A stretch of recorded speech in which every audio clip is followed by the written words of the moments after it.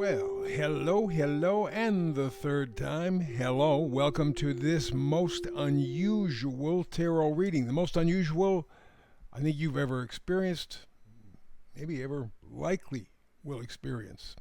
This is the Tao Manifesting Tarot. My main goal in this tarot reading is to help you to manifest positively. We're all real good at the negative manifesting stuff. That's given to us, by the way. The ability to create pictures, sounds, images in our own head. That's given to us from birth. It takes a little while, 4 or 5 years old. You begin to kind of want things, and then inadvertently, subconsciously, you kind of manifest, that sort of stuff. But as we grow up, the idea of manifesting in a positive way is really kind of frowned upon, and in fact actually not promoted at all. They don't want you to be able to create pictures in your own head. They don't want you to be able to manifest a better life however you envision that.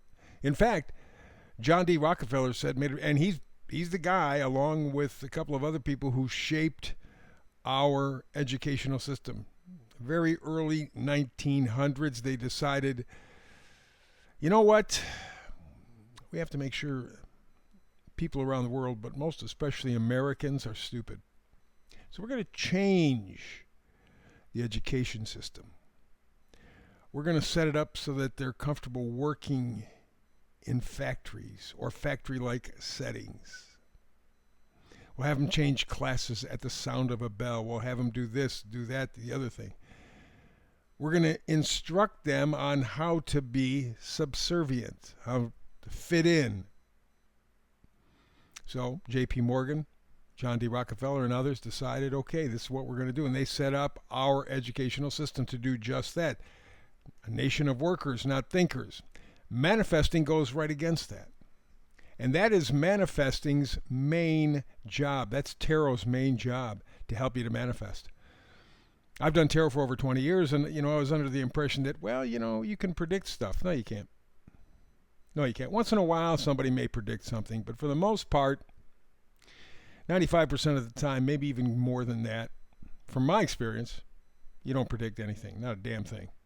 But it's not intended to do that. It's intended to focus you on a frequency. We know that life is frequency. Change the frequency, you change your life. Here's a little extra thing thrown in there that very few people throw in because they like to blow smoke up your ass, lie to you. You cannot be whatever you want to be, necessarily. We all come here with something called fate. That's why astrology charts work so well. You can take somebody's astrology chart at birth and kind of map out their life. Can you get to every detail? Hell no. I mean, it's just too complicated. Their life is too complicated. Astrology is too complicated. No, you can't do that. But you can certainly map most, if not all, of the highs and lows with accuracy. That's fate. Somewhere in the ether, spirit world, whatever, before you're born, you make a decision. This is what I'm coming here to do in this lifetime. That's why you can have brothers or sisters, and you're all different. How does that happen? You mean, some from the same family. You are around each other. Shouldn't you be the same? Nope, you're not. From birth, we're different. Ask your mother and your father, or if you are a mother or a father, you know almost from birth that your kids are different. This one's different from the other. They have different... Why? Fate. So you have to find your fate. You have to find what you are here to do, to accomplish. Not everybody can be rich or famous or beautiful or talented or whatever. And you know what? Take a look at Hollywood. Take a look at the bankers in big New York City where they make all this money. They don't lead good lives. They lead very unhappy, shallow lives. But they got all the glitz and glamour, so everybody goes, ooh, man, they must have a great life. No, they have the same shitty life that you do. They go through the same stuff that you do. They just have the money to cover it over, to kind of paperwork their way over the crap. They got the same stuff. In fact, you could even argue worse. Take a look at how many marriages and divorces you have in Hollywood with rich people. Take a look at the rich people. How many kids do they have? How many baby mamas do they have? There's not satisfaction. There's not stability. There's not growth in that life. Oh, yeah, they make money. Big deal. What are they doing with it? That's what they came here to do. Yeah, you're going to be given these resources. Now make the most of it. Most of them just busy putting it in their pocket or up their nose. That's it. So you need to find what your fate is, and that's where the astrology numerology come in. They work together. They're the science of cycles, whereas tarot is the science of potential.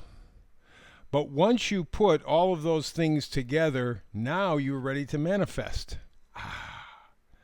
Exactly right. And that's very helpful, because this time around we're talking about the never-ending story called life. We think our lives are so different. We think, oh man, isn't this great? This is fabulous. Like, I'm leading this unusual life, huh? Especially young people. They think they know it all. They're going to learn it all. They're going to show us how to do it. Little do they know it's all been done many, many, many, many, many, many times before them. There's nothing new under the sun, as I was told as a kid, and it's absolutely true. But using the numerology, the astrology, the tarot, you got the whole picture. Now you can thoroughly manifest inside of your fate, your chosen fate, wherever that happens to come from. And so that being the case, look at it this way. Astrology, numerology, they set the table for the meal. The tarot is the meal. Okay? And that's why they all work together, and that's one of the things that makes this particular tarot reading different from everything else. I combine everything in a very simplistic, easy to understand way, very digestible. Not going to get heartburn from it.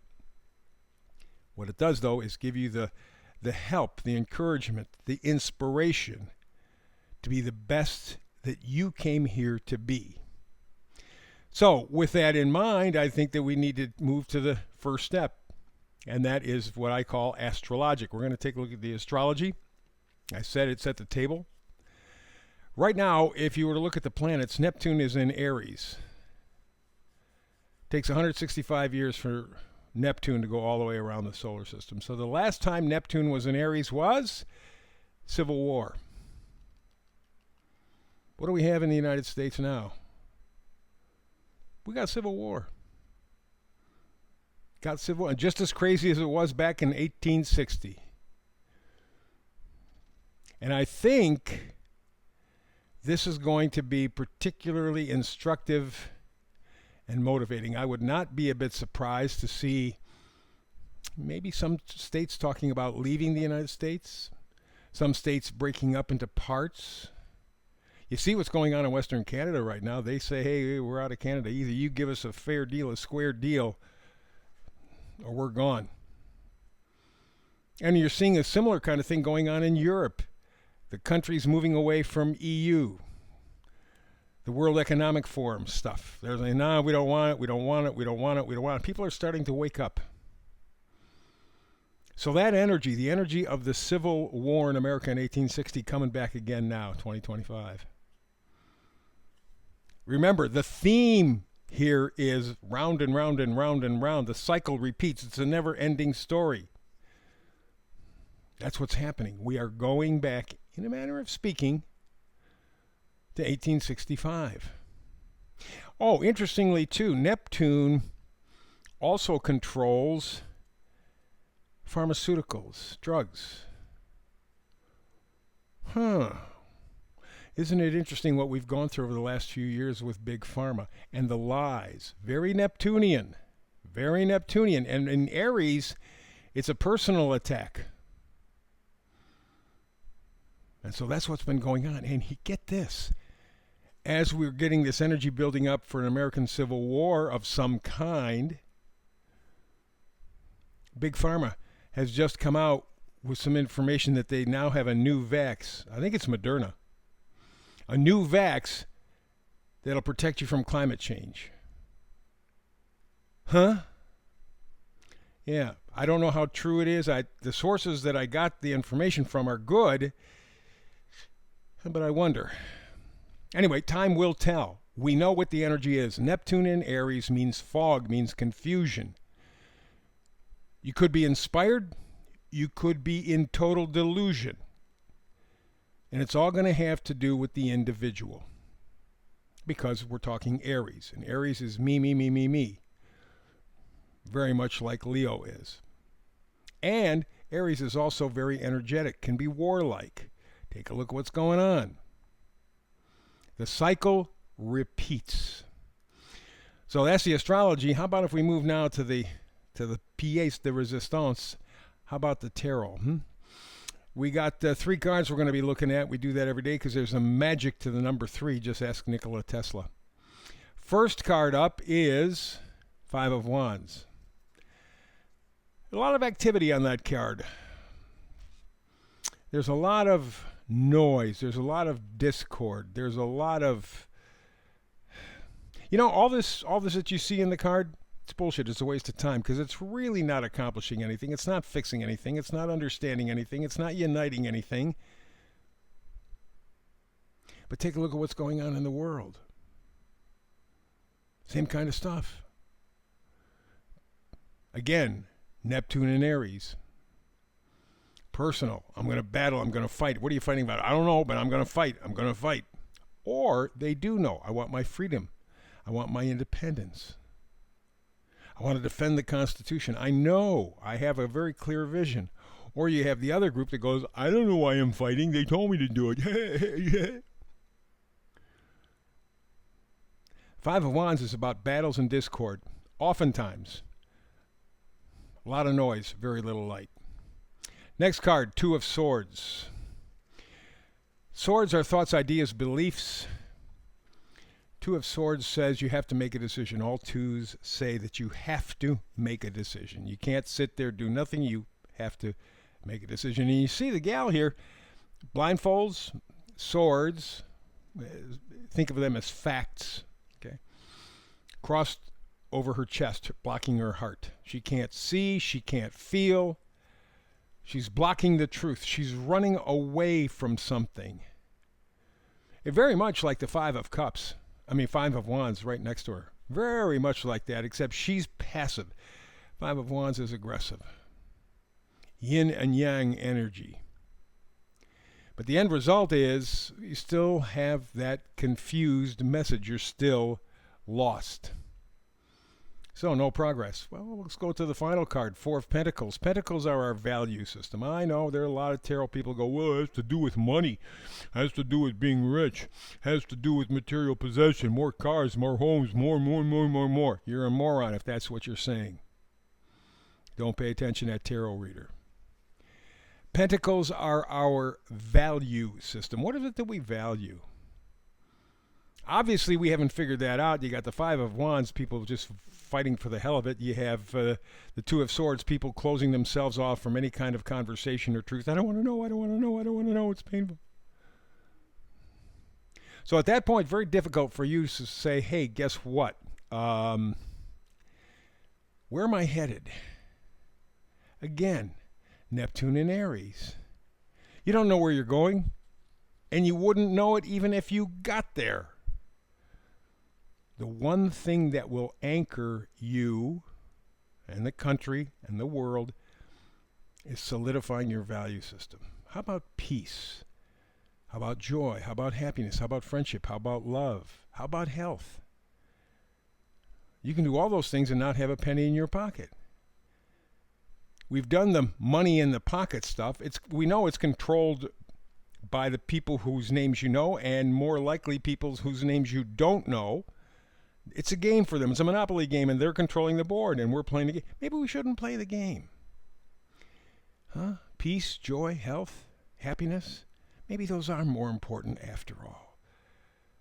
So the resolution will determine what our value system is, or reverse. How about our value system will determine the outcome? That's it for the reading today. Life is short, that you get no rewinds. Time is fast, no replays.